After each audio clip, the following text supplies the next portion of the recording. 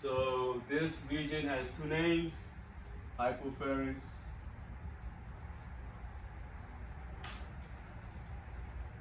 and laryngopharynx.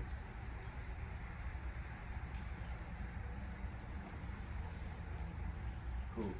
Same name. It's like John is Juan, Thomas is Tomas, David is David. Same name. Just don't think about it too much. Okay? Okay, cool. So now this is your upper airway, right?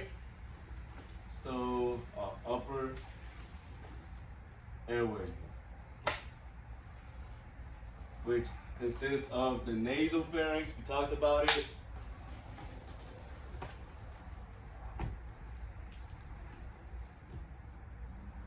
That's behind the nose. We have the oropharynx.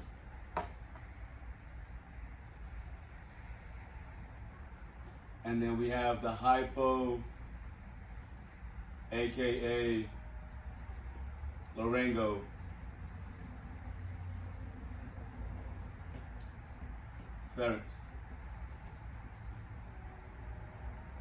And if anybody just says pharynx, or pharynx, they're talking about the entire upper